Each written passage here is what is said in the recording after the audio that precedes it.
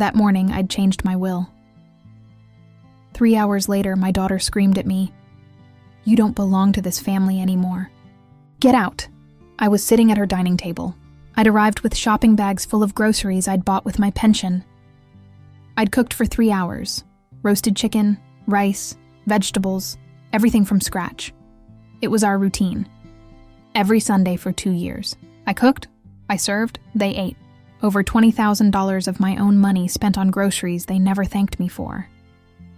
But when my granddaughter Lena accidentally spilled juice, Marcella exploded. When I defended the child, she turned on me. "You don't belong to this family anymore.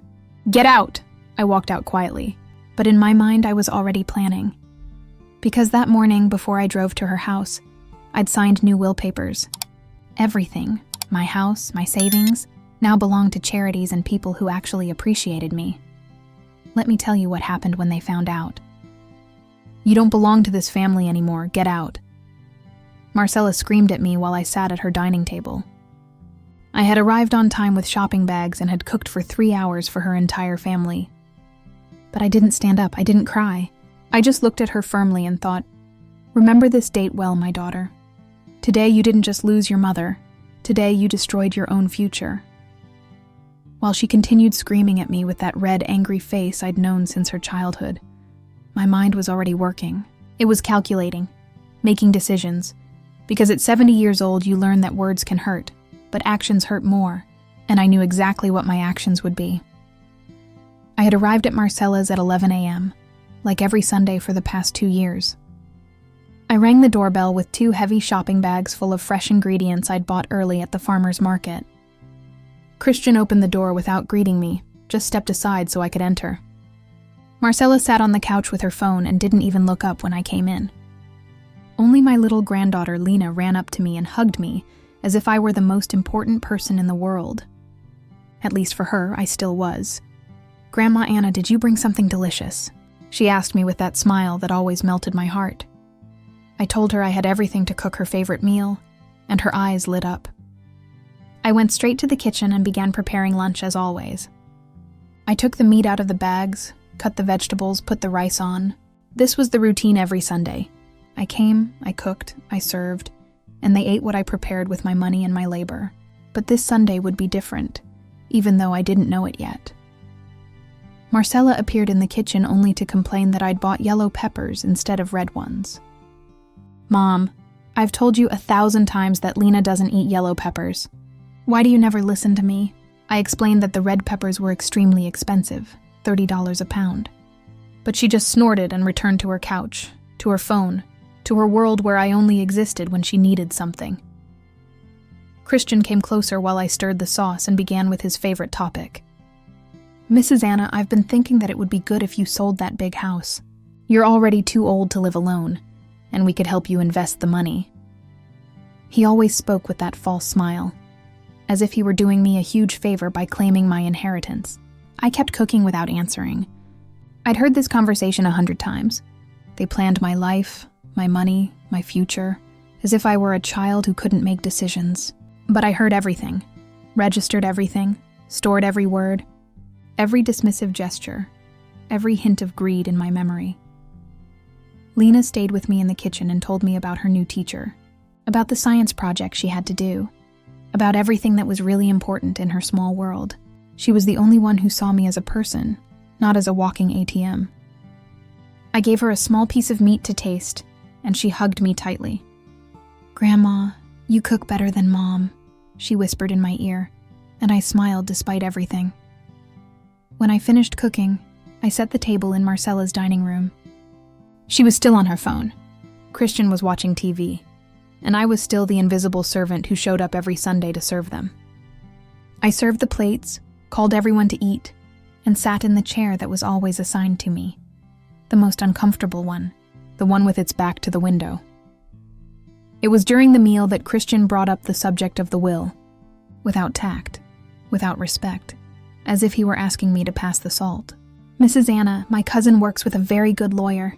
We could make an appointment this week to review the will. It's better to have everything well organized, don't you think?" Marcella put down her fork and looked at me with those calculating eyes that sent shivers down my spine. Yes, Mom, that's the smartest thing. That way we avoid future problems. Future problems. They were talking about my death as if it were something they were eagerly waiting for, as if they were already counting the days. I told them I already had a lawyer, that my papers were in order, but that only annoyed them more. They didn't want me to have control over anything. They wanted me to be completely dependent on them. For me to hand everything over to them without questions.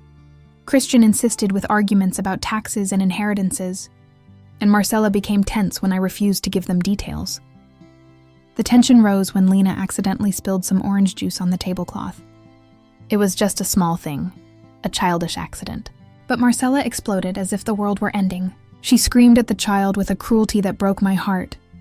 And when I defended my granddaughter, when I said it wasn't that bad, Marcella directed all her anger at me. You always defend her. You always contradict me in front of my daughter. It seems like you only come here to cause me problems. Her screams filled the whole house. Lena started crying, and Christian kept eating as if nothing had happened, the coward he'd always been. I stood up to comfort Lena, but Marcella stopped me. Don't touch her. Don't spoil her anymore. I'm tired of your opinions and you coming here to interfere.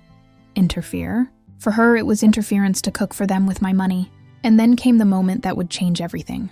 Marcella stood up, pointed her finger at me as if I were a criminal, and screamed at me with those words I will never forget. You don't belong to this family anymore. Get out. The following silence was deafening. Lena was crying softly. Christian kept chewing as if nothing had happened, and I sat there processing what had just occurred. The daughter I had raised with so much love, whom I had educated, whom I had supported in every difficult moment of her life, was throwing me out of her house as if I were trash. But instead of breaking, something inside me hardened. Something that had been dormant too long awakened with a force that surprised me. I stood up slowly, very slowly, took my purse, and walked to the door without saying a word. Marcella kept screaming behind my back, but I no longer heard her. In my head, I was already dialing phone numbers, making appointments, making the most important decisions of my life. Before I opened the door, I turned around and looked her directly in the eyes. Marcella, I said with a calm that surprised even me. Remember this date well. Today you didn't just lose your mother. Today you destroyed your own future. I left the house and closed the door gently, as if closing a chapter of my life forever. As I walked to my car, I took out my phone and dialed Rosa's number, my best friend. Rosa, I said when she answered, I need you tomorrow to go with me to the bank and then to the lawyer. It's time to make some very important changes. The next day I woke up at 6 a.m., as always. Not because I had to, but because at 70 years old, the body has its own schedule. I made myself a strong coffee, opened the curtains of my bedroom, and looked at my reflection in the vanity mirror. Anna Schmidt, I said to myself, it's time for you to remember who you really are. My house was quiet, but it wasn't the sad silence of loneliness. It was the silence of peace, of breakfast without anyone telling me how to spend my money or what to do with my life. I turned on the TV to watch the news during breakfast and then checked my phone. I had several messages in the WhatsApp group from my walking club friends. Rosa had written, "Good morning, beauties. Who's up for a walk in the park today?" Maria responded with a fire emoji. I'm in. I need to work off yesterday's mac and cheese. Antonia sent a photo of her healthy breakfast with the message, "Ready to conquer the world." Ladies, I wrote to the group, see you at 8. I have important news to tell. Rosa immediately sent me a private message. Everything okay, friend? You sounded worried on the phone yesterday. I replied, everything's perfect. Better than ever. I put on my favorite sweatpants, the pink ones with white stripes that I'd bought last month, my new sneakers that were still perfect, and my cap that Lena had given me for my birthday. I took a selfie in the mirror and posted it on my Facebook with the message, ready for a new day full of blessings. I drove to the city park where we met every morning. My old 2018 Chevy Cruze still worked perfectly, and I still drove without any problems, despite what Marcella always said about old people behind the wheel. I arrived on time as always, and Rosa, Maria, and Antonia were already waiting with their water bottles and their good morning smiles. What happened yesterday? Rosa asked me as we walked the path. You sounded very serious on the phone. The 4 of us walked at a good pace, as we had for 3 years. since we'd decided that age wouldn't defeat us without a fight. I told them everything that had happened at Marcella's house. Every scream, every insult, every hurtful word. My friends listened in silence, shaking their heads indignantly. When I finished, Maria spoke first. "Anna, that child needs a lesson she'll never forget." "Today's kids think we parents owe them everything," Antonia added. "But they don't think they owe us anything." Rosa walked beside me and squeezed my arm. "What are you going to do, friend?" "I'm going to show her that her mother is no fool," I told them. "Today we're going to the bank and then to the lawyer. It's time for Marcella to learn that actions have consequences." We finished our 1-hour walk and sat on our regular bench to do our stretching exercises. A group of older ladies working out as if we were 20 years old. I loved this part of my routine, feeling strong, feeling capable, feeling alive.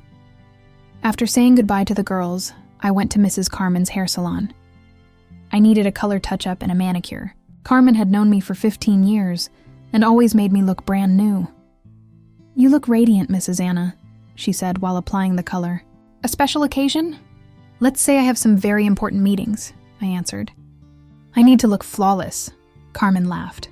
"You always look flawless. You're one of those women who don't go unnoticed." While she blow-dried my hair, I checked my bank account through the app on my phone. Thank God my husband and I had been forward-thinking. We had a good pension, the savings of an entire working life, and the house completely paid off. Marcella and Christian had always believed I was a foolish old woman who understood nothing about money, but they were gravely mistaken. I took out my digital calendar and checked my contacts. Dr. Lehman, my trusted attorney. I called him while Carmen did my nails. "Doctor, this is Anna Schmidt. I need to make some important changes to my will. Could you see me this afternoon?" "Of course, Mrs. Schmidt. Is everything all right?" he asked with genuine concern. "Everything is perfect," I answered. "I just need to update a few things. Does 4 p.m. work for you?" We confirmed the appointment. Rosa arrived at the salon just as I was finishing. We'd agreed to go to the bank together, and then to the lawyer. "You look beautiful," she told me, ready to conquer the world. We drove together in my car downtown. At the bank, I asked to speak with the branch manager. Mr. Fisher had known me for years and always served me personally. "Mrs. Schmidt, how can I help you?" I explained that I wanted to review all my accounts and investments and make some transactions. "Is there a problem?" he asked me. "On the contrary," I said. "I want to make sure my money is exactly where I want it to be." We reviewed everything. The savings account, the certificates of deposit, the checking account. Everything was in order. Everything was only in my name, as it should be. "Mr. Fisher," I said before leaving, "if anyone asks about my accounts or tries to get information about my finances, even if they claim to be my family, don't give out any data. Only I can access my information." He nodded professionally. "Of course, Mrs. Schmidt. All your information is strictly confidential." Rosa and I went to eat at our favorite restaurant before the lawyer appointment. "Are you sure about what you're going to do?" she asked me while we shared some tacos. "Absolutely sure," I answered. "Marcella needs to learn that mothers have dignity too." I showed Rosa the photos I'd taken on my phone the previous Sunday. I'd discreetly taken some during lunch. Marcella on her phone while I cooked. Christian watching TV while I set the table. Lena crying after being scolded. "These photos remind me why I'm doing the right thing," I said. At Dr. Lehman's office, I arrived punctually at 4 p.m. His secretary offered me coffee and let me in immediately. "The lawyer is a serious, professional man who has always treated me with respect. Mrs. Schmidt, tell me what you need." I explained the situation with Marcella and Christian, how they treated me, how they talked about my money as if it were already theirs, how they insulted me to my face. The lawyer listened without interrupting and took notes in his notebook. "I understand completely," he said when I finished. "Unfortunately, this is more common than people think. What changes exactly would you like to make?" I took out a sheet of paper where I'd written down everything I wanted to change. I'd thought about it all night. "I want to completely change the beneficiaries," I said with a firmness that surprised even me. "Lena will continue to receive what's rightfully hers, but everything else goes to other people and organizations that truly appreciate me." The lawyer reviewed my current will and began making notes about the changes. "Are you absolutely certain of this decision, Mrs. Schmidt?" "This is a very drastic change." I told him I'd never been more certain in my life. We worked for 2 hours preparing the new will. Every word, every clause, every detail was exactly as I wanted it. When we finished, I felt liberated in a way I hadn't experienced in years. "The document will be ready for signature on Wednesday," the lawyer said. "You'll need witnesses." I told him Rosa and my other friends would be happy to be witnesses. "Perfect. We'll see you Wednesday at 10 a.m. That evening, I came home feeling like a new woman. I prepared a light dinner, put on my favorite pajamas, and sat in my living room to watch my 9 p.m. soap opera. My phone rang several times. It was Marcella. I didn't answer a single call. Before going to bed, I wrote in my personal journal, "Today my new life began. Today I decided that Anna Schmidt must be treated with respect and dignity. Tomorrow Marcella will start to understand that mothers can defend themselves too." The next few days passed in a strange calm. Marcella called me 5 times on Monday, 7 times on Tuesday, and I didn't answer a single call. Not because I was angry, but because I'd finally understood something I should have understood years ago. I'm not obligated to be available for someone who treats me badly, even if it's my own daughter. On Tuesday morning, while I drank my coffee and checked Facebook, I saw that Marcella had posted a family photo from the previous Sunday. In the picture were she, Christian, and Lena, smiling in the dining room with the plates I'd prepared still on the table. The caption read, "Sunday with the family, blessed with my perfect little family." She didn't even mention that I'd been there, that I'd cooked, that I'd bought everything. It was as if I'd been erased from the story. Rosa called me early. "Did you see Marcella's Facebook?" she asked me. "I saw it," I answered. Nothing surprises me anymore. Rosa snorted on the other end of the phone. "That child has no shame. How can she post a photo of the food you made without even mentioning you?" "Better that way," I said. "She's doing me the favor of showing the whole world who she really is." We agreed to meet at the park as always, but first I had to go to the bank to sign some documents that Mr. Fisher had prepared for me. While I was getting dressed, my phone rang. It was an unknown number. I answered thinking it might be something important. "Mrs. Anna?" It was a young woman's voice. "This is Jessica, Stefan's girlfriend, Christian's cousin. Could we talk for a moment?" This surprised me. Why would my son-in-law's cousin's girlfriend be calling me? "Sure, go ahead," I replied. Jessica lowered her voice as if she wanted to tell me a secret. "Ma'am, I don't know if you know this, but Christian and Marcella talked to Stefan about a loan. They say they'll give them the down payment for a business, but they need the money earlier." My blood froze. "A loan? For what?" Jessica hesitated a moment. "To open a clothing store. Christian says you've already agreed, but the money is delayed because banks are very slow with older people." Older people. As if at 70 I were an idiot. "Jessica," I said with all the calm I could muster, "I've never talked to them about a business or a loan. How much money are they asking for?" The answer took my breath away. $200,000. Christian says that's nothing for you, because you have a lot of money saved. I thanked Jessica for the information and asked her not to tell Christian and Marcella anything about our conversation. I hung up, trembling with indignation. Not only had they insulted me directly, but they'd also used my name to borrow money and promised others that I would pay it. I immediately called Dr. Lehman. "Doctor, I need to expedite the will. Could we sign it today instead of Wednesday?" His secretary said yes, it was possible. The document was already ready. Perfect. "I'll be there in 2 hours." I called Rosa, Maria, and Antonia. I explained the urgency to them, and all agreed to accompany me as witnesses. "Those scoundrels won't take advantage of you anymore," Maria said with that vehemence I loved. "It's high time you put a stop to them." On the way to the law office, my phone wouldn't stop ringing.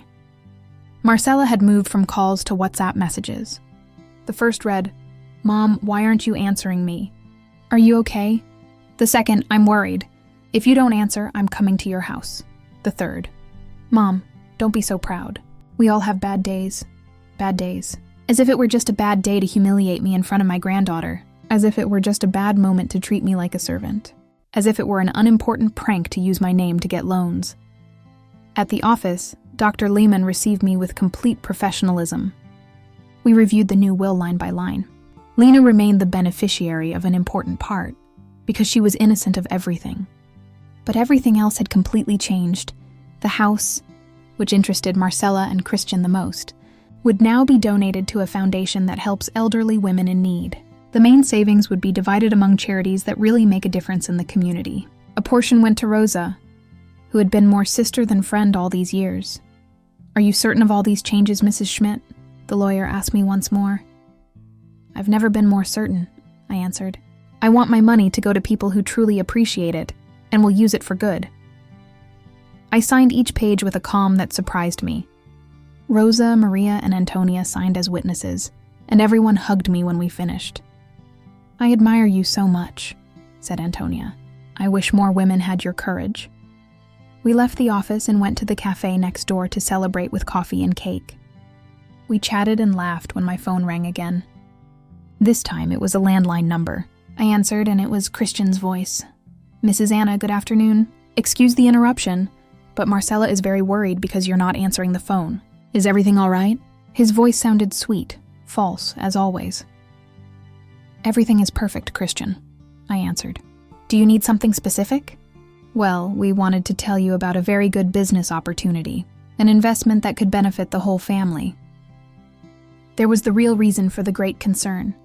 They weren't worried about me, but about my money. "What kind of business is it?" I asked, though I already knew the answer. Christian became excited because he thought I'd taken the bait. "A clothing store, Mrs. Anna. The location is perfect, in a very busy area with lots of young people who are our target audience. We just need the startup capital." "And how much would this startup capital be?" I pretended to be interested. $200,000. "But it's a sure investment, Mrs. Anna. In 6 months, we'd already be seeing profits." Exactly the same amount Jessica had told me. "Christian," I said in a very sweet voice, "this investment sounds interesting. Why don't you come to my house tomorrow so you can show me the business plan? Bring all the papers, all the numbers. I want to see exactly what my money will be spent on." Christian was so excited his voice almost broke. "Of course, Mrs. Anna. When works for you?" I told him 3 p.m. would be perfect. "Excellent. I'll tell Marcella. She'll be very happy." I hung up and my friends looked at me curiously. "Are you going to give them the money?" Rosa asked. "Of course not," I answered. "But tomorrow they're going to get a surprise they'll never forget." That evening I came home and prepared everything for the next day. I made copies of my new will, printed out the WhatsApp conversation where Marcella had insulted me, and prepared a folder with all the receipts from previous Sundays, the farmer's market, the ingredients, everything I'd spent out of my own pocket for them. I also prepared my digital voice recorder that I used to remind myself of doctor's appointments. Tomorrow I would record the entire conversation, because I knew that Marcella and Christian would later deny everything, that they'd say I was confused, that I'd misunderstood things. Before going to bed, I wrote in my journal, "Tomorrow Marcella and Christian will discover that their mother isn't the foolish old woman they thought. They'll learn that actions have consequences, and they'll understand that respect isn't begged for, it's earned." I fell asleep peacefully, more peacefully than I had in months. For the first time in a long while, I felt I had control over my own life. Tomorrow would be a very interesting day. At exactly 3 p.m., Marcella and Christian knocked on my door. I watched them arrive from my living room window. She was carrying a new pink folder. He had a laptop under his arm. They came smiling, well-groomed, as if going to an important business meeting. What irony. Mom. Marcella gave me a kiss on the cheek as if nothing had happened the previous Sunday. "You look very good. Are you feeling better?" As if my problem had been the flu, and not the humiliation she'd inflicted on me in front of my granddaughter. Christian hugged me with that false familiarity that bothered me so much. "Mrs. Anna, thank you for receiving us. We're very excited to show you this opportunity." They sat in my living room as if they owned the house. Christian immediately opened his laptop. "Would you like coffee?" I asked them with my best hostess smile. Marcella nodded absently while checking her papers. "Yes, Mom, thank you. But don't go to too much trouble. This won't take long. Don't go to too much trouble," as if it were a burden for me to serve them. I went to the kitchen and prepared the coffee, discreetly activating my digital voice recorder. I placed it on the tray next to the cups, hidden among the napkins. Every word they said would be captured for posterity. I returned to the living room and served the coffee. Christian already had his presentation ready on the computer screen. "Look, Mrs. Anna, this is the location." He showed me photos of a very good-looking commercial space. It's in a perfect area with lots of young audience, which is our target market. Marcella took some papers from her pink folder. "Mom, here are all the numbers. The initial investment is $200,000. But look at the profit projections." She showed me graphs that looked like they'd been made by a child, with numbers they'd obviously invented. "This looks interesting," I said, slowly sipping my coffee. "And why do you need my investment? Can't you get a loan from the bank?" Christian and Marcella looked at each other quickly. "Well, Mrs. Anna, banks are very complicated. They require many prerequisites and charge very high interest rates. Besides, Mom," Marcella added with that sweet voice she used when she wanted something, "we thought it would be nice if it were a family business. You'd be our partner, not just our investor." Partner. As if I'd have any real control over the money. "And what guarantees do you offer me?" I asked them. Christian became nervous. "Guarantees? Well, Mrs. Anna, we're family. Our word should be enough," Marcella nodded. "Mom, since when do you need guarantees from your own daughter?" Since that daughter screamed at me that I don't belong to her family, I thought, but I didn't say it. Instead, I continued with my questions. "Have you researched the competition? Do you know how many clothing stores there are in that area?"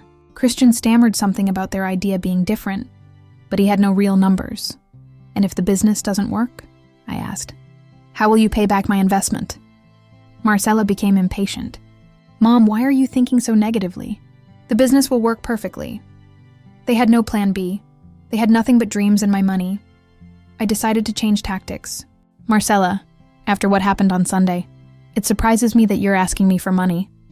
Her face changed immediately. "Oh, Mom, I already said we all have bad days. Don't hold grudges. Hold grudges." I looked at her firmly. "Daughter, you screamed at me that I don't belong to the family. You threw me out of your house, and now you come and ask me for $200,000 as if nothing had happened." Christian tried to intervene. "Mrs. Anna, families always have disputes. What's important is to move forward." Marcella sighed dramatically. "All right, Mom, I apologize for Sunday. You know how I get when I'm stressed, but that has nothing to do with the business. An insincere apology just to get the money." "You know what?" I said, standing from my chair. "Let me think about it. It's a lot of money and I need to be sure." Marcella turned pale. "Think about it? Mom, we've been working on this for weeks. The landlord needs an answer this week." Christian closed his laptop with barely concealed frustration. "Mrs. Anna, with all due respect, this opportunity won't last forever. If we don't take the location now, someone else will. Pressure. They always applied pressure when they didn't get what they wanted immediately." "I understand," I said calmly.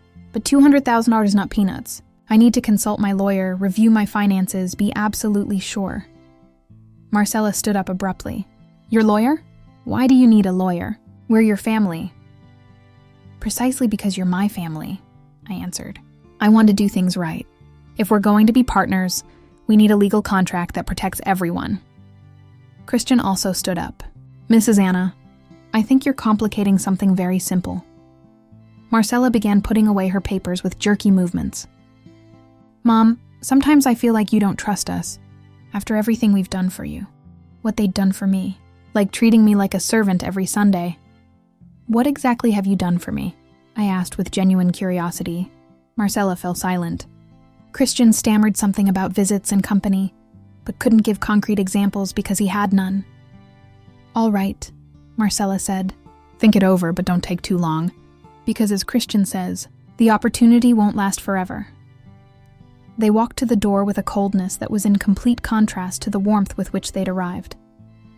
"One more question," I said before they left. "Have you already told anyone that I'm investing in the business?" Christian denied it immediately. "No, Mrs. Anna. We've only talked among ourselves." "Liar. Perfect," I smiled. "Because it would be very awkward if you'd promised my money before having my answer." I accompanied them to the door and said goodbye with the same false smile they'd used on me. When they'd left, I sat in my living room and turned off the recorder. I had recorded the entire conversation, their lies, their lack of planning, their emotional pressure, their shameless manipulation. But above all, I had confirmation that they only saw me as a walking bank. I immediately called Rosa. "How did it go?" she asked me. "Exactly as expected," I answered. "Tomorrow I'll call them to give them my final answer, and it will be an answer they'll never forget." The next day I got up earlier than usual. I decided that this Thursday would be the day Anna Schmidt would take full control of her life. I ate breakfast calmly, put on my favorite navy blue suit that made me feel powerful, and left the house with a calm I hadn't felt in years. First, I went to the bank. Mr. Fisher received me as always in his private office. "Mrs. Schmidt, how can I help you today?" I explained that I needed to make some important changes to my accounts. I want to change all my passwords, update my beneficiaries, and establish new security measures. Mr. Fisher took notes as I spoke. "Is there a specific problem, ma'am?" I told him about Jessica's call and how Marcella and Christian were using my name to get loans. "I want to make sure that no one can access my information or use my name without my express permission." "Of course," he said professionally. "We'll change all your access codes and set up a special alert on your account. If anyone mentions your name for a financial transaction, we'll call you immediately to confirm it with you." Perfect. I also took the opportunity to withdraw a considerable amount in cash. Not because I wanted to spend it, but because I wanted to have it available for what I'd planned. Mr. Fisher processed everything without asking unnecessary questions. "Do you need any special documents?" he asked me. "Just the updated bank statements," I answered. After the bank, I went to Dr. Lehman's office to pick up the certified copies of my new will. His secretary handed them to me in a sealed envelope. "The lawyer wants you to know that everything is perfectly in order," she said. "Your previous will has been officially revoked." My next stop was Rosa's house. I needed my best friend to be there for what I wanted to do. I found her watering her plants in the garden. "Ready for the show?" she asked me with a mischievous smile. "Ready," I answered. "You can come with me to my house. I'm going to call Marcella." Rosa immediately took off her gardening gloves. "I wouldn't miss this for anything in the world," she said. "I've been waiting for years for you to put a stop to those tyrants." We drove in my car to my house, chatting about everything that had happened in recent days. At my house, I prepared everything as if it were a serious business meeting. I set the dining table with a tablecloth, took out my best coffee service, and arranged all the documents I'd prepared. Copies of the new will, receipts for all the Sunday expenses, the transcript of the previous day's recording. "Are you nervous?" Rosa asked me while we straightened the chairs. "Not at all," I answered. "On the contrary, I feel free. For the first time in years, I'm going to say exactly what I think without fear of the consequences." Rosa hugged me. "I admire you so much, friend." I dialed Marcella's number at 2 p.m. She answered on the second ring. "Mom, have you thought about the business?" Her voice sounded anxious, hopeful.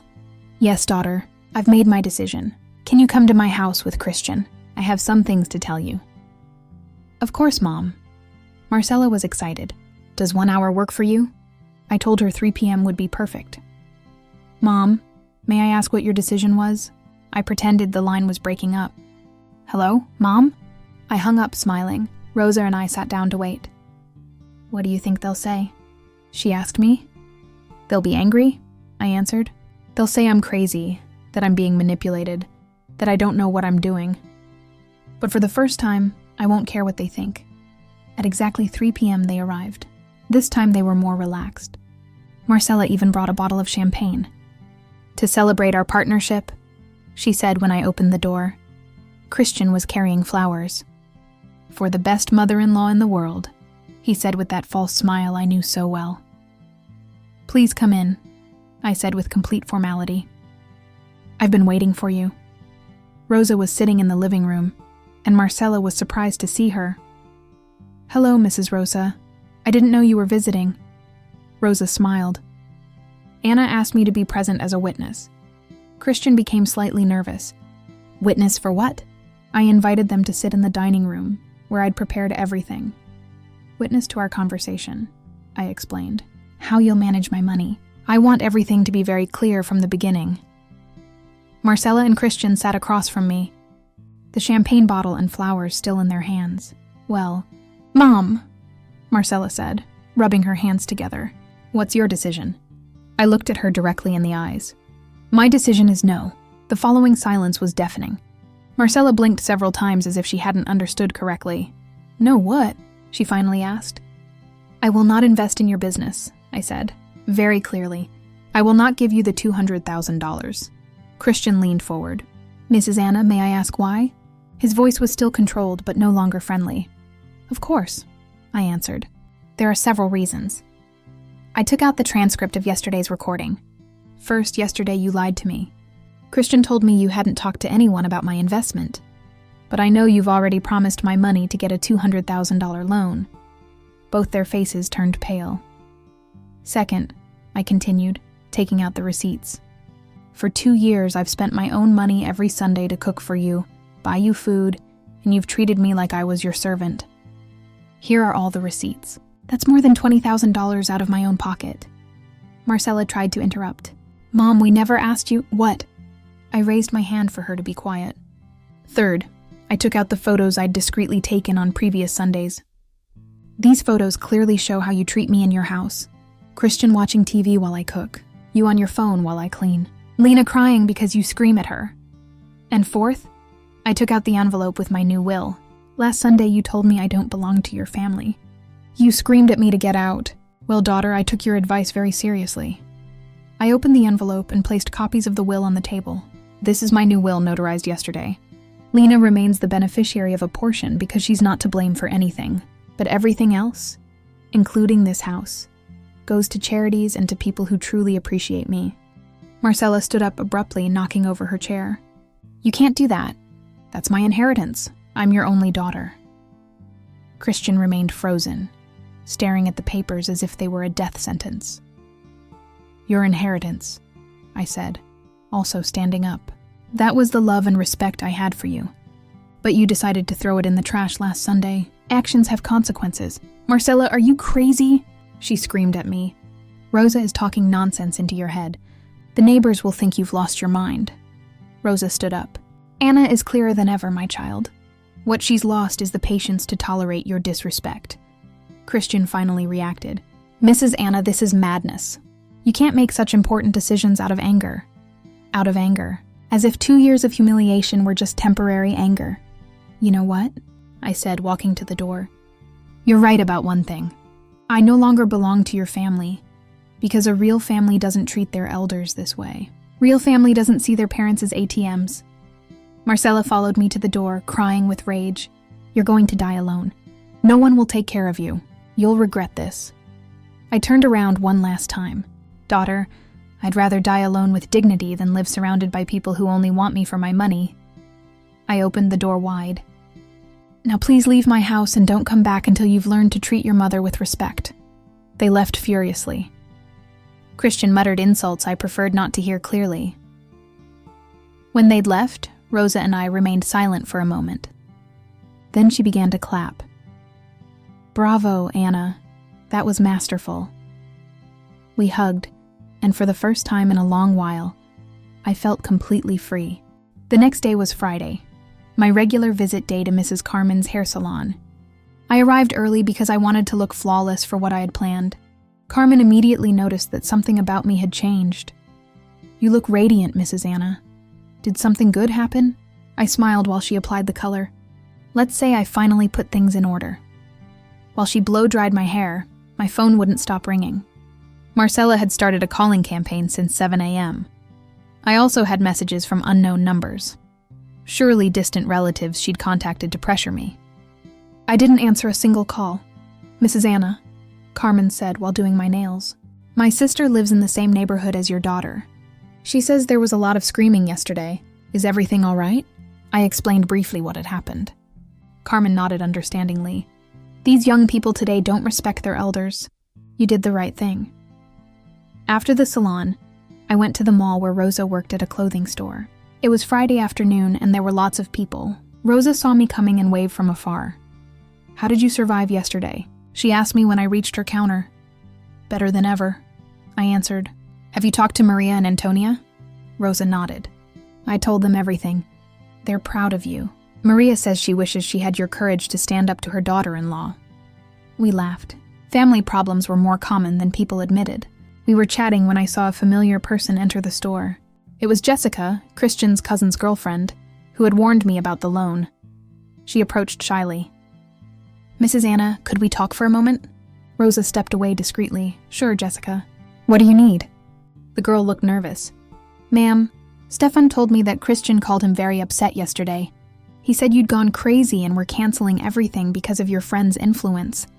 My blood froze. The defamation campaign had already begun. "What else did he tell you?"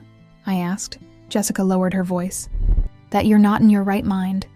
That they'll need legal help to protect you from your friends who are manipulating you." The scoundrel was already planning to declare me incompetent. I thanked Jessica for the information and asked her to let me know if she heard anything else. "Of course, ma'am. I think you're completely in your right mind. In fact, I believe I'm seeing you self-confident for the first time." Rosa and I left the mall and drove straight to Dr. Lehman's office. His secretary said he was in a hearing, but that it was urgent. Within half an hour, he came out of his office. "Mrs. Schmidt, what happened?" I told him about Christian's threat to declare me incompetent. The lawyer immediately became serious. "This is very serious, ma'am. We need to act quickly." He explained that Christian and Marcella could try to get a court order, a legal declaration that I'm not capable of managing my own affairs. "What do we need to do?" I asked. "First, we'll obtain medical reports certifying that you're mentally completely healthy. Second, we'll officially register your new will today. And third, we'll prepare a preventive lawsuit." We left the law office and drove directly to the private hospital where I had my health insurance. Dr. Miller, my family doctor for 10 years, received me immediately when I explained the urgency. "Mrs. Anna, you're completely clear-headed. You've always been one of my most intelligent and organized patients." He performed several cognitive tests, memory tests, basic psychological evaluations. "Everything was perfect. I'll issue you a complete medical certificate," he said. "Any judge who sees these results will confirm that you're mentally fully capable." On Saturday morning, I decided to do something I hadn't done in a long time. Go eat breakfast alone at my favorite restaurant. I was enjoying my scrambled eggs when I saw someone come in I didn't expect. My friend Antonia Miller, Marcella's godmother. Antonia saw me and came directly to my table. "Anna, what a surprise to find you here." She sat down without being invited. "Marcella called me yesterday very worried. She told me what happened." Here came the first organized attack. "What exactly did she tell you?" I asked with genuine curiosity. Antonia sighed dramatically. "That you had a fight and that you overreacted dramatically? That you changed your will out of spite? And that your friends are talking nonsense into your head?" "And what do you think?" I asked, calmly drinking my coffee. Antonia leaned forward. "Anna, I've known you for 30 years. You're an intelligent woman, but at our age we sometimes make emotional decisions we later regret." "Antonia," I said, looking at her firmly, "did you know that Marcella screamed at me that I don't belong to her family? Did you know they treat me like a servant every Sunday? Did you know they're using my name to get loans without my permission?" Her expression changed. "No," she admitted. "Marcella didn't tell me those details." I explained everything that had really happened, without leaving anything out. When I finished, Antonia was silent for a long time. "I didn't know things were that bad," she finally said. "You know what's saddest?" I asked. "That Marcella is more worried about the money she lost than about the mother she hurt. She hasn't once sincerely apologized. She just wants everything to go back to the way it was before." Antonia paid for her coffee and stood up. "Anna, I'll talk to Marcella. This can't go on like this." I watched her leave, knowing that at least one person had understood my point of view. On Sunday, I decided not to stay home waiting for the call I knew would come. Instead, Rosa, Maria, and I went for a walk in the park and then ate at a new restaurant. We were just ordering food when my phone rang. It was Marcella. "Mom, we need to talk," she said with a voice that tried to sound controlled. "I'm at your house." "Where are you?" I told her I was eating with my friends. "Can you come? It's important." I told her she could wait or come back another day. "Mom, please. I came with Lena. She wants to see you." There it was again, using my granddaughter as an emotional weapon. "Marcella," I said, "Lena is always welcome in my house. But if you're coming to keep insulting me, you'd better leave." There was a long pause. "I'm not coming to argue," she finally said. "I'm coming to talk like adults." I told her I'd be home in an hour. I finished eating with my friends calmly, knowing that this time Marcella would have to wait. When I got home, I found her sitting on the porch. Lena ran up to me as always and hugged me. "Grandma, I've missed you so much." Marcella sat there with a face I couldn't read, whether it was remorse or strategy. "Come in," I said. This time it would be on my terms, in my house, with my rules. The final confrontation was about to begin. Lena clung to my hand as we entered the house. "Grandma, Mom says you're mad at us. Is that true?" My heart broke seeing her worried face. "I'm not mad at you, sweetheart. I could never be mad at you." I looked Marcella directly in the eyes. "I'm just sad because adults sometimes behave badly." Marcella sat on the couch, hands clasped, a posture I hadn't seen from her since her teenage years. "Mom, I came because we need to fix this. Lena doesn't understand why you don't come on Sundays anymore." Her voice sounded different, less aggressive than the previous Friday. "Lena," I said to my granddaughter while sitting her beside me, "did your mom explain to you what happened last Sunday?" The child nodded sadly. "She said you had a very bad fight, that you screamed at her and left angry." Marcella had completely twisted the story. I looked at Marcella incredulously. "You told her I screamed at you?" Marcella turned red. "Mom, this isn't the right time to discuss details in front of Lena." The same tactic as always. Using the child to avoid the truth. "Lena," I said gently, "go to the kitchen and get yourself a glass of milk. There's Jell-O in the fridge that I bought for you." When Lena left, I turned to Marcella. "Seriously? You told her I screamed at you? Didn't you tell her that you threw me out of your house by screaming at me that I don't belong to the family?" Marcella avoided my gaze. "Mom, I was very stressed that day. I didn't think about what I was saying." Finally, an admission of guilt, however minimal. "Christian was having problems at work. Lena was being very difficult, and you came with that constant criticism." "What criticism?" I asked. "Defending Lena when you scolded her for spilling juice?" "That was my great offense." Marcella sighed. "It wasn't just that, Mom. It's that you always make me feel like I don't know how to take care of my own daughter." Lena came back with her glass of milk and sat between us. "Have you made up yet?" she asked with that innocent hope of children. Marcella and I looked at each other. "We're trying, sweetheart," I said. "Mom," Marcella continued after a moment, "I know I made a mistake. I know I hurt you. But changing your entire will is too drastic." There it was. She didn't care that she'd hurt me. She cared about the money she would lose. "Marcella," I said with all the calm I could muster, "the will is just the consequence. The real problem is how you treat me, how you see me, how you only need me when you want something." Lena looked at us without understanding everything but sensing the tension. Marcella leaned forward. "All right, I admit I was inconsiderate. But Mom, we're family. Families forgive each other." She was using the magic word, forgiveness, but without any real change in behavior. "Do you remember?" I said. "When your father died and I was completely alone?" Marcella nodded. "You promised me you'd never leave me, that we'd always be together." Her face softened somewhat. "And I've kept my promise, Mom. I've always been there." "Been there?" I looked at her incredulously. "Marcella, in 2 years you haven't visited once without asking me for something. You didn't come to ask how I'm doing, to keep me company, to talk to me. You only come when you need money or when you want me to babysit Lena." Lena raised her head. "Is that true, Mom?" Marcella became nervous. "Lena, adult things are complicated." "It's true." The child looked at me. "Grandma, is that why you don't come on Sundays anymore? Because Mom doesn't visit you?" Before I could answer, my phone rang. It was Rosa. "Anna, I'm calling because Christian was just at the store asking about you. He told my boss that you're sick and the family is worried."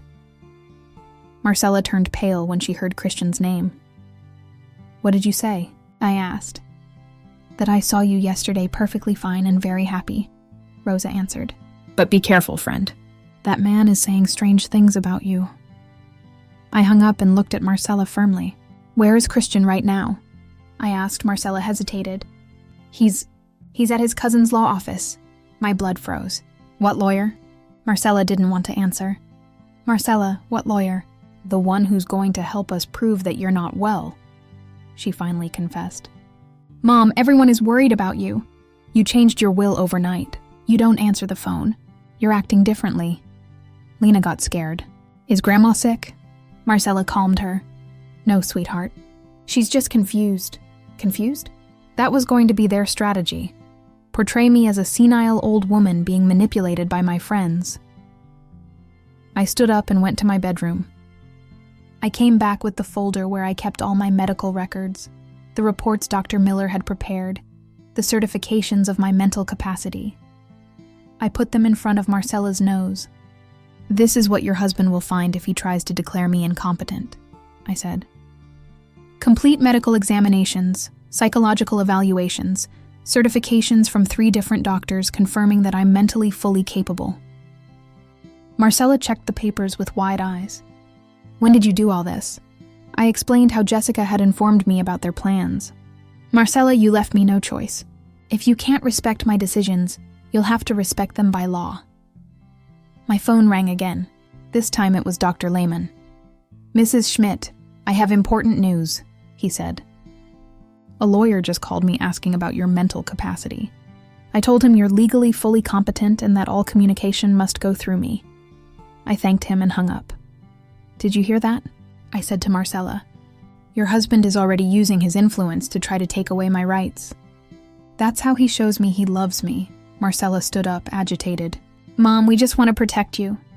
Protect me from what? I shouted for the first time. From making my own decisions?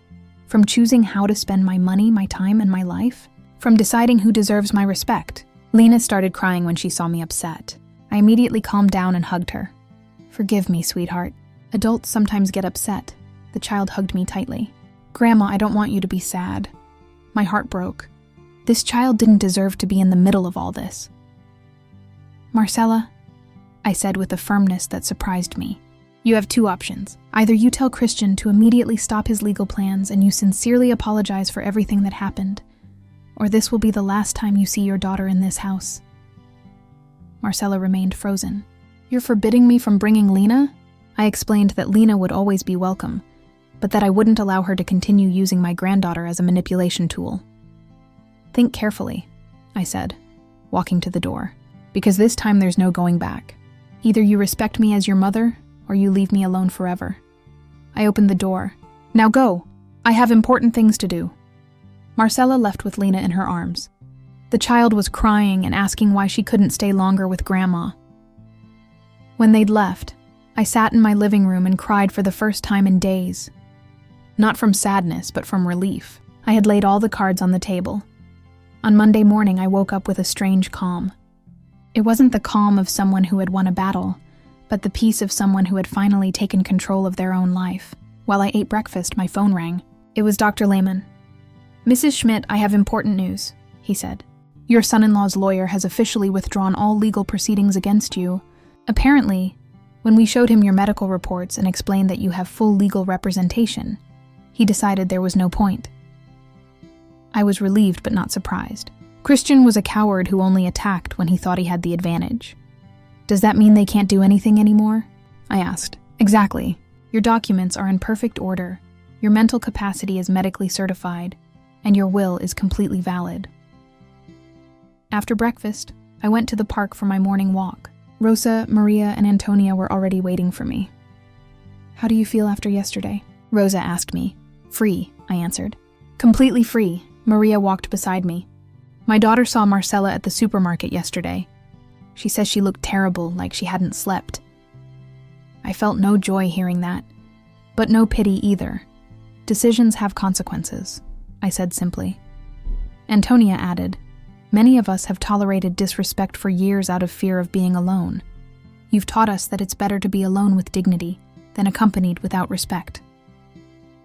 After the walk, I went to the nursing home where I now volunteered twice a week. Mrs. Meyer, the director, received me with her usual warmth. Anna, the ladies are already waiting for you. They're looking forward to today's class. I had started teaching basic technology skills to the home's residents. I showed them how to use WhatsApp to talk to their families, how to make video calls, how to navigate Facebook.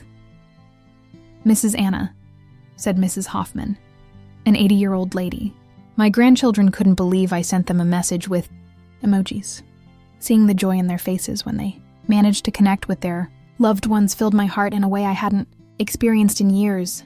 You've changed our lives, Mrs. Schultz said. We used to feel completely cut off from the world. During class, my phone vibrated with a message. It was an unknown number.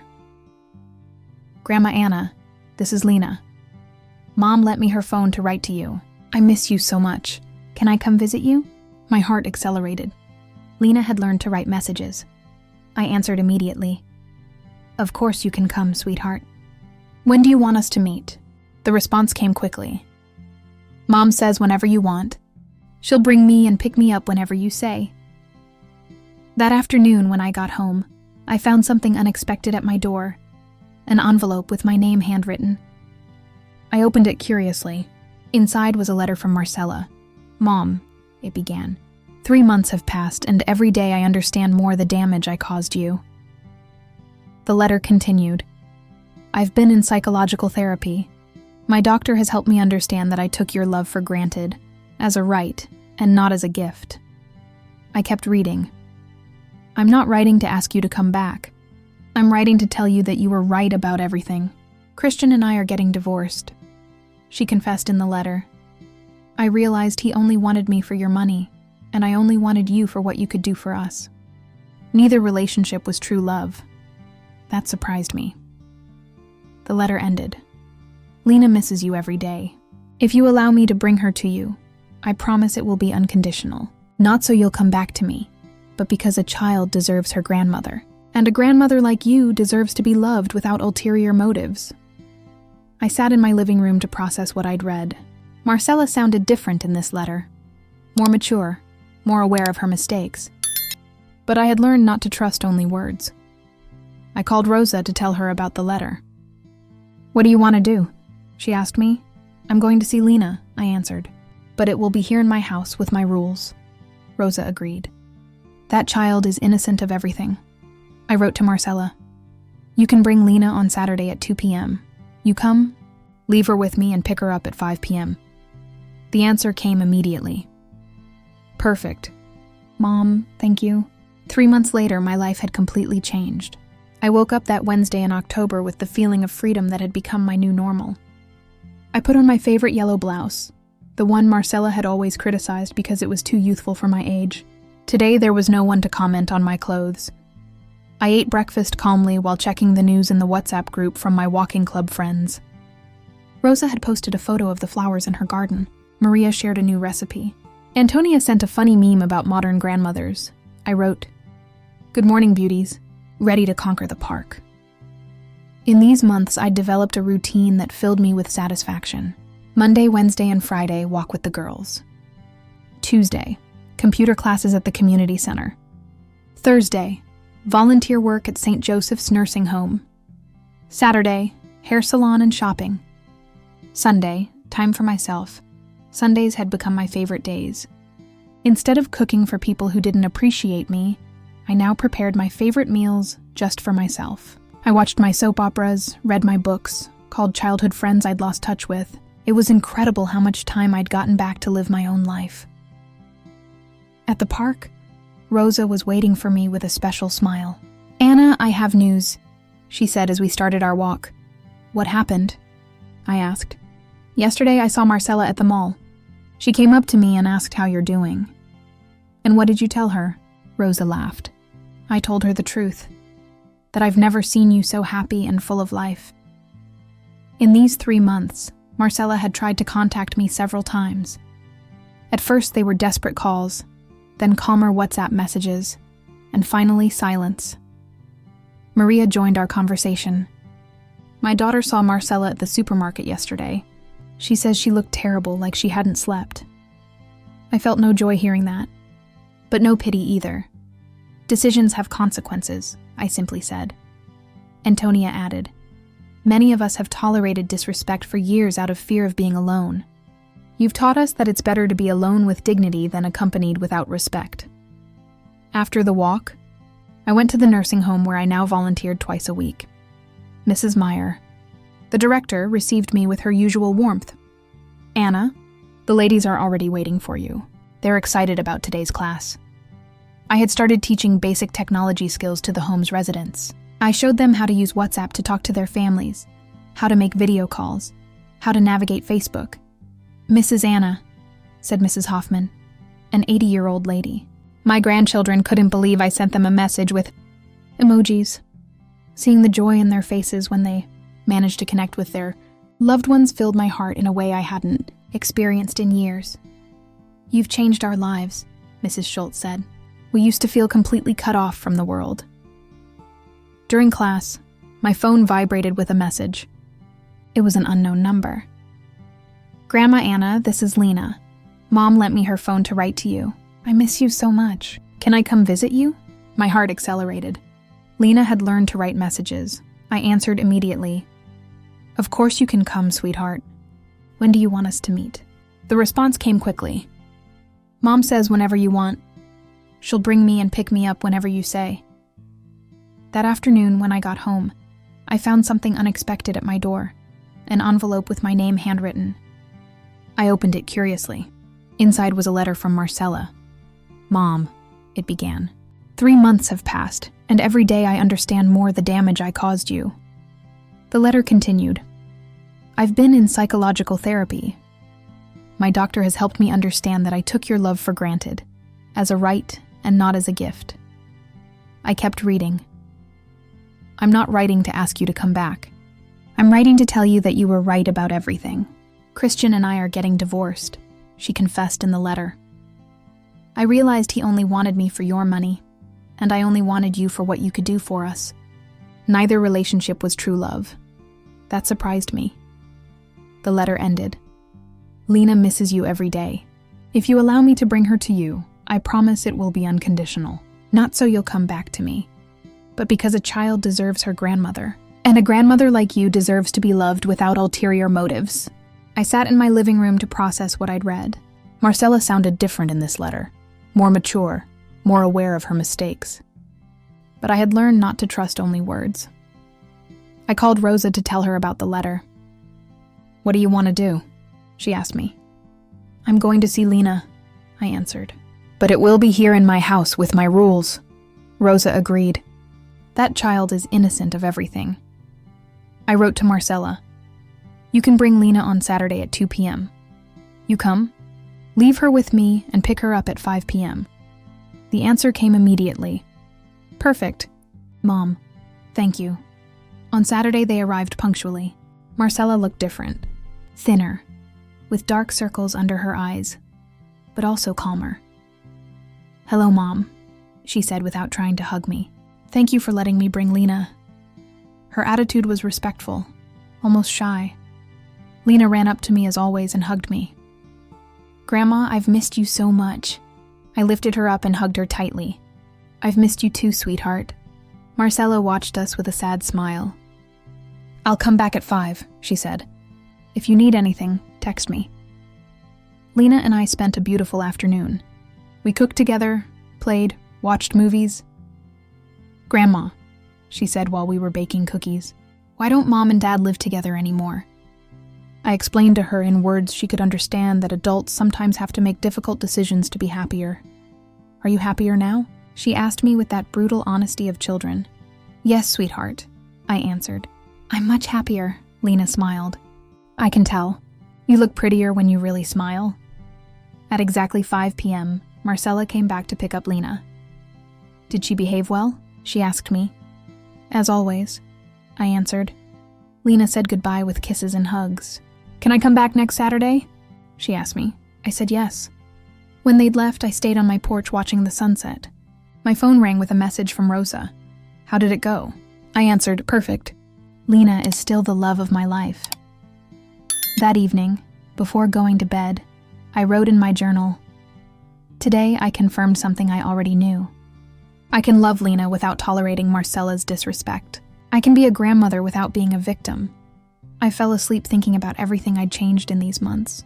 I'd recovered my dignity, my independence, my joy of living. I'd learned that true love isn't begged for or extorted.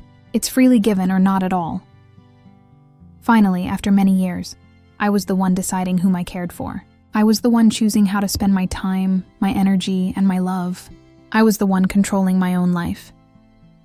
And for the first time in a long while, that made me completely happy. The weeks passed in a beautiful rhythm.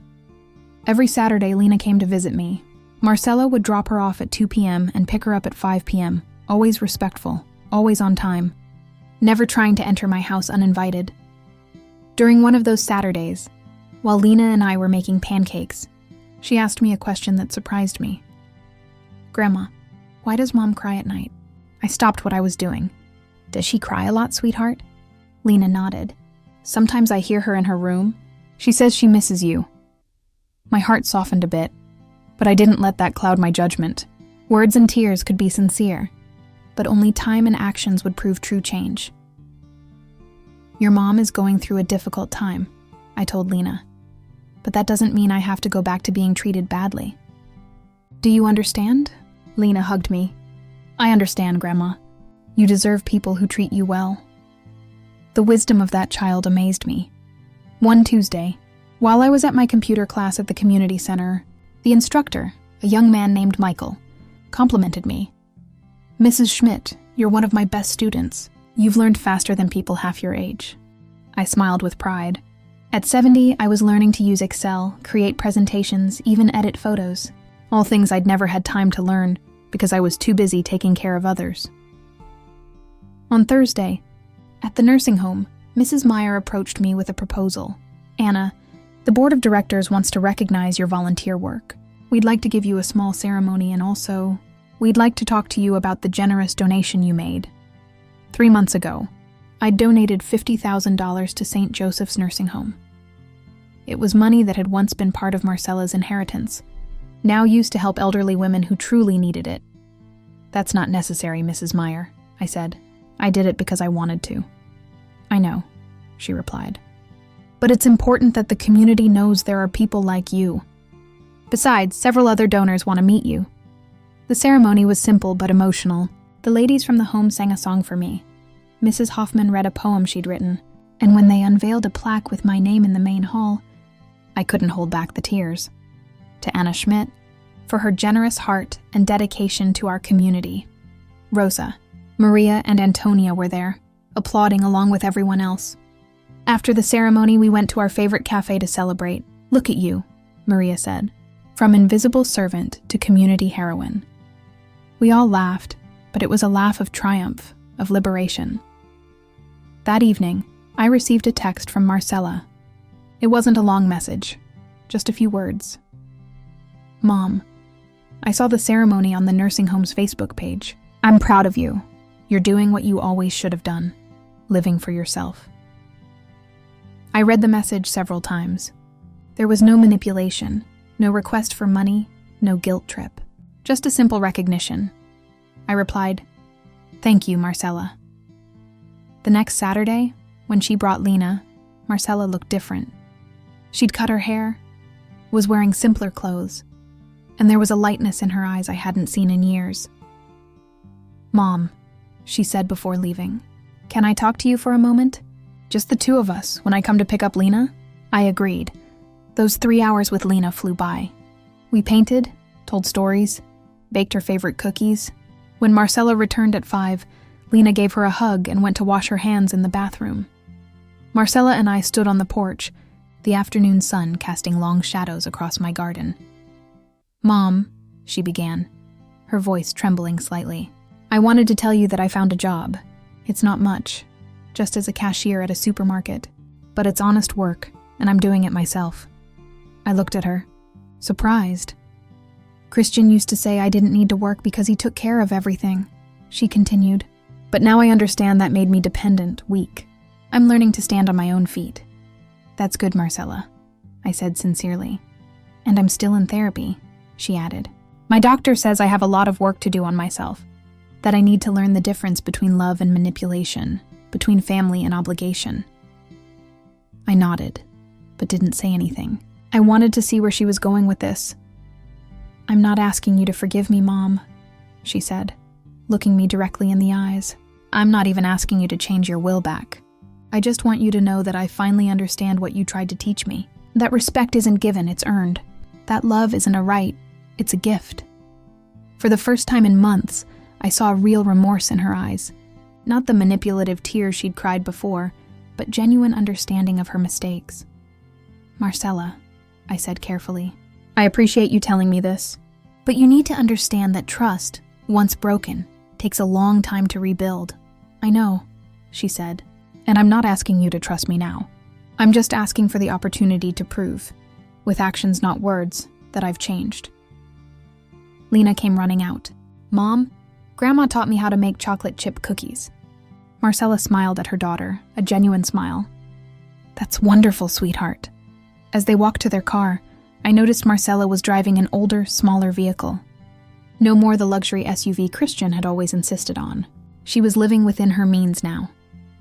That night, I wrote in my journal, today I saw a glimpse of the daughter I thought I'd lost.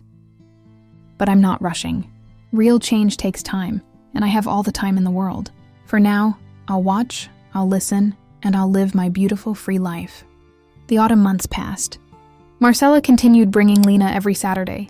She never asked to come in, never pressured me for more time, never mentioned money or inheritance. She simply kept her word. She brought Lena, picked her up, and respected my boundaries. One December morning, I received an invitation in the mail. It was from the community center, inviting me to speak at their annual Women's Empowerment event. The theme, It's Never Too Late to Reclaim Your Life. I called Rosa immediately.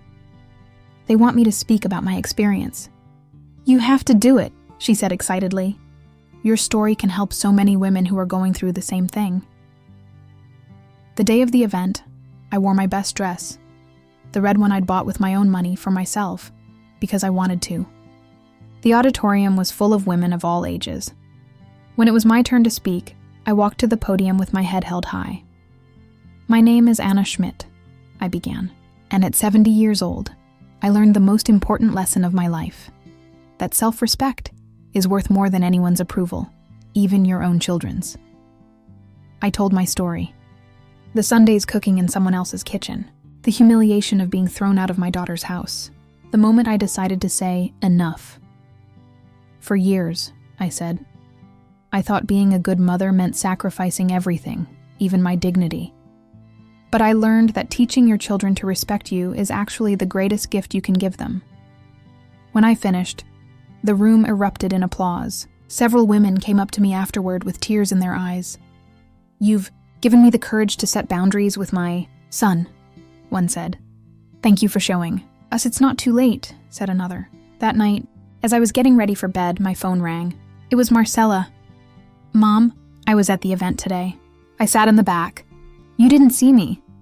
My heart skipped a beat. I heard everything you said, she continued, her voice breaking. And you were right about everything. Every single word. I'm so sorry it took me so long to understand. Marcella, I began. No, Mom, please let me finish, she interrupted. I'm not calling to ask for anything. I'm calling to say thank you. Thank you for loving me enough to set boundaries. Thank you for showing me what real strength looks like. Thank you for teaching me, even when I didn't want to learn. We talked for an hour that night, really talked for the first time in years, about her therapy, about her new job, about how hard it was to be a single mother but how much stronger she felt. Mom, she said before hanging up, I know I destroyed your trust, but I want you to know that every day I'm trying to become the daughter you deserved, not for the inheritance, not for money, but because you deserve it. After we hung up, I sat in my quiet house, surrounded by the life I'd built for myself, the photos from my volunteer work, the certificate from my computer class, the thank you cards from the nursing home ladies. I thought about the journey I'd taken. From invisible servant to empowered woman, from victim to victor, from someone who begged for scraps of affection to someone who knew her own worth. And I realized something important. Whether Marcella truly changed or not, I would be okay. Because for the first time in my life, my happiness didn't depend on anyone else's approval. I had learned that love freely given is the only love worth having. That respect demanded is no respect at all. That dignity reclaimed is worth more than any inheritance. I was Anna Schmidt. I was 70 years old, and I was finally, completely, beautifully free. On Christmas Eve, I hosted a dinner at my house. Not the obligatory family gathering of years past, but a celebration with the people who truly love me. Rosa, Maria, Antonia, Mrs. Meyer from the nursing home, Michael from the computer class, and Lena.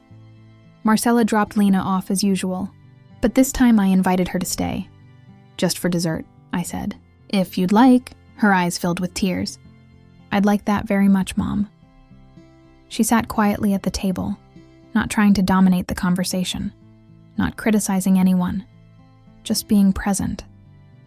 When Lena asked her to tell everyone about her new job, she spoke with genuine pride about her small accomplishments. As everyone was leaving, Marcella helped me clean up without being asked. We worked side by side in comfortable silence, the way mothers and daughters should. Mom, she said as she dried the last dish, can I ask you something? Of course. Do you think someday you might trust me again? I looked at her.